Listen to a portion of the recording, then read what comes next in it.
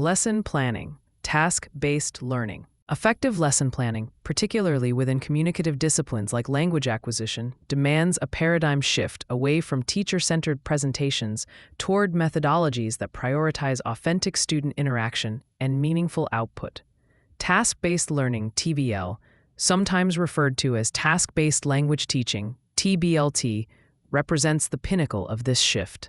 TBL is not merely a collection of activities, but a comprehensive pedagogical framework where the core organizational unit is the task, a real-world, purposeful activity that requires learners to use the target language to achieve a non-linguistic outcome. Planning a lesson based on TBL is an intricate process, requiring the expert teacher to reverse the traditional instructional sequence, prioritizing fluency and meaning negotiation before focusing on structural accuracy. This approach is profoundly rooted in socioconstructivist theory and output-driven language acquisition research, making it the most robust method for developing genuine communicative competence among learners. Part 1. Theoretical and Pedagogical Foundations of TBL. The philosophical roots of task-based learning are deeply embedded in the communicative language teaching, CLT movement, moving beyond the mastery of isolated grammatical rules and emphasizing the successful exchange of meaning. TBL operationalizes the theoretical ideals of CLT by defining the unit of instruction in terms of functional communication rather than grammatical items. This aligns perfectly with psycholinguistic research, specifically the output hypothesis proposed by Merrill Swain, which posits that producing language, output, is essential not just for practice, but for the fundamental process of acquisition. When learners are forced to produce language in a meaningful task, they encounter linguistic gaps. They realize they lack the necessary vocabulary or grammatical structure to convey their precise meaning. This gap identification, often referred to as noticing, is the critical cognitive function that drives subsequent attention to the target forms, thus facilitating genuine, long-term acquisition. Furthermore, TBL is consistent with Vygotsky's concept of the zone of proximal development, ZPD. In a TBL environment, the teacher sets a task that is challenging enough to require collaborative effort and the use of language at a level slightly beyond the learner's current independent ability.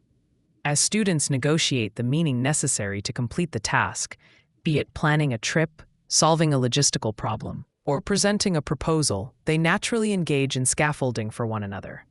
They pool linguistic resources, negotiate the meaning of unfamiliar words, and correct rudimentary errors spontaneously. The task, therefore, serves as the engine for cognitive and linguistic growth, pushing learners to stretch their communicative limits in an organic, low-stakes context. The expert lesson planner understands that the true learning happens during the task execution phase, not during the preceding presentation of the grammatical structures. Part 2. The three-phase TBL lesson planning cycle. The effective TBL lesson plan meticulously structures the learning experience into three distinct, sequential phases: the pre-task phase, the task cycle, and the language focus follow-up phase. The integrity of the TBL methodology hinges on the careful execution of each phase, with the teacher's role shifting dynamically from director to observer to analyst.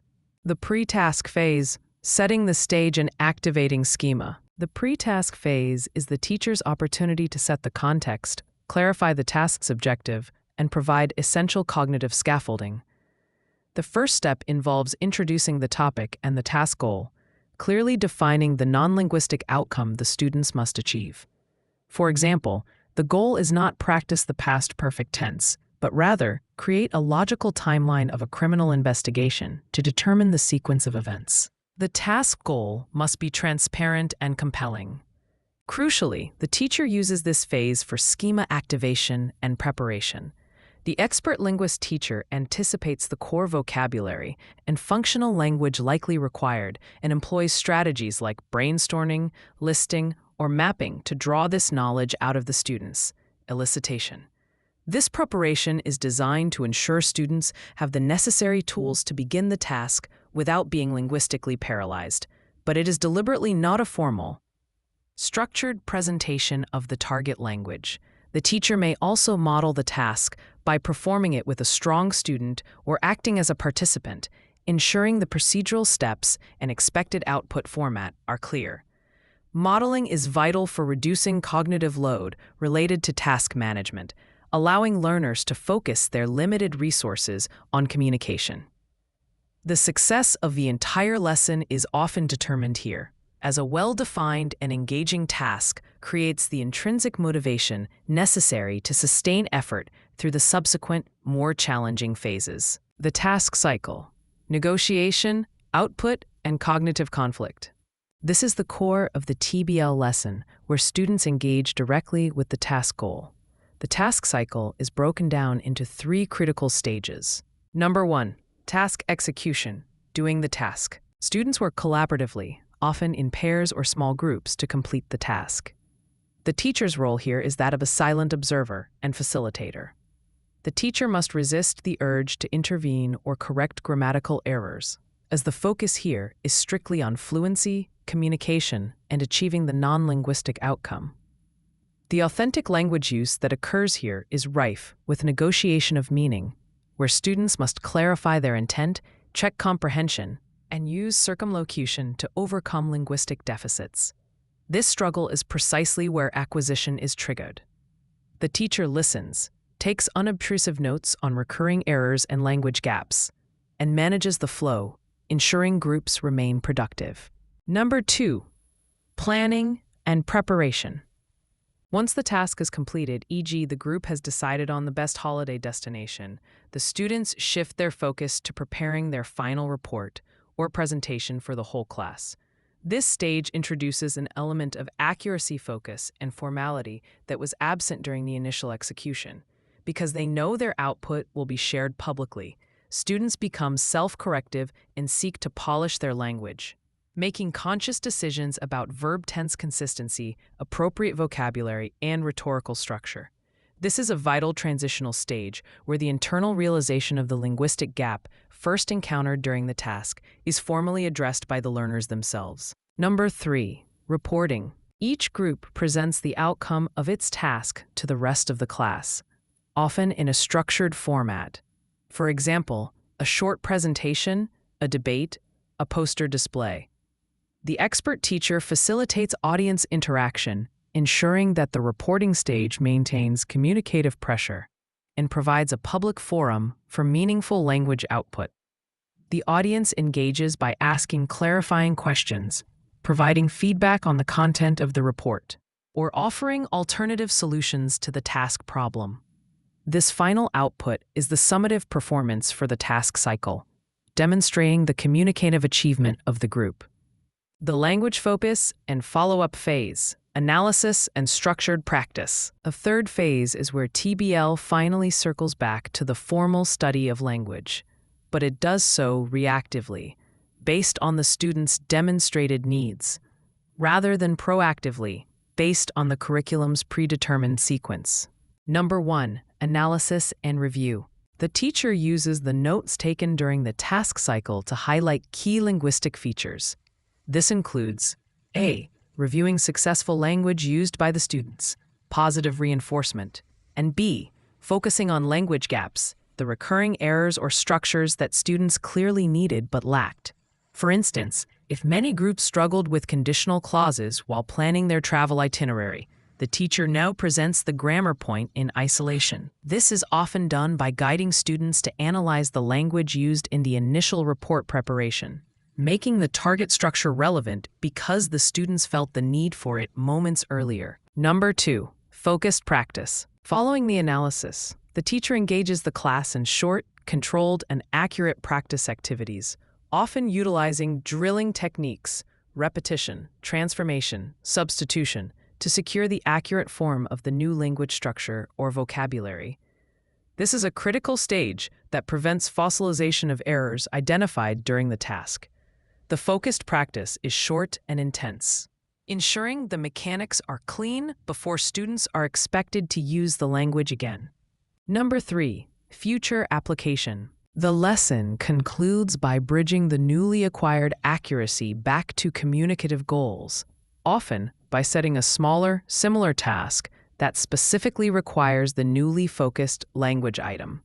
This ensures the learned structures are immediately integrated into a meaningful context, completing the TBL acquisition loop. Part 3. The linguistic and cognitive demands of task design. For the expert linguist, the design of the task itself is the most important element of lesson planning. A true task must meet 4 essential criteria. Number 1. Authenticity. The task must reflect a real-world language use scenario, not an artificial classroom exercise. While completing a gap fill is an activity, calling a restaurant to reserve a table and confirm the menu options is an authentic task. Authenticity increases relevance and student motivation. Number 2. Primacy of meaning. The primary goal of the task must be to convey meaning. Students are judged on whether they successfully completed the task. Example: did they successfully design a 3-day itinerary that meets the budget, not primarily on the grammatical perfection of their speech. Number 3. Outcome. The task must result in a clear, measurable outcome: a plan, a list, a graph, a debate resolution, a ranked list. This outcome is what drives the communicative necessity and provides the non-linguistic criterion for success. Number 4. Information gap or opinion gap. The task should force the students to communicate because they either possess different pieces of information that must be shared to complete the task, information gap, or they hold different views that must be discussed and resolved, opinion gap. Both gaps create the necessity for genuine negotiation of meaning. The cognitive challenge embedded in the task must be high enough to push language use without causing failure. A highly complex task forces students to stretch their existing linguistic resources, engaging in circumlocution and self-correction, which are the hallmarks of advanced language processing. The teacher must, however, manipulate task complexity, for example, by limiting preparation time, increasing the number of variables, or changing the group size to keep the achievable component of the SMART objective framework intact. Part 4. The role of the expert teacher and assessment in TBL. The expert teacher's role in TBL planning undergoes a profound transformation. They move from the traditional role of a knowledge transmitter to that of a resource manager, guide, and language analyst. During the task cycle, the teacher must be an acute observer, constantly recording evidence of linguistic strengths and weaknesses, formative assessment, without interrupting the flow of communication. This ability to listen and analyze language in use is where the linguist's expertise is indispensable. Ensuring the language focus phase addresses the real deficiencies. Assessment in TBL is naturally integrated. The primary summative assessment is the success of the task outcome itself. Did they solve the problem? Was the presentation clear? This assesses communicative fluency. Secondary formative assessment occurs in the language focus phase, where the teacher assesses the student's ability to accurately manipulate the newly focused language points through controlled practice. This dual assessment approach, fluency in the task, accuracy in the follow-up, provides a holistic measure of the student's communicative competence. Furthermore, TBL fosters learner autonomy, as students become responsible for managing the task, identifying their own linguistic needs, and actively collaborating. The lesson plan, therefore, must build in opportunities for self and peer assessment, where students reflect on their collaborative process and their language use, promoting deeper metacognitive awareness. Task-based learning represents a sophisticated and highly effective approach to lesson planning that places authentic communication at the heart of the learning experience. By adhering to the 3-phase cycle, pre-task preparation, intensive task cycle negotiation, and reactive language focus, the expert teacher ensures that learning is driven by a genuine communicative need.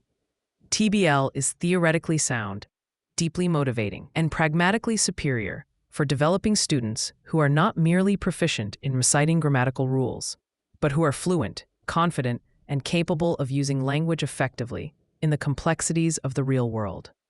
This methodology transforms the classroom from a laboratory for linguistic dissection into a dynamic rehearsal space for life, setting the highest standard for contemporary lesson design.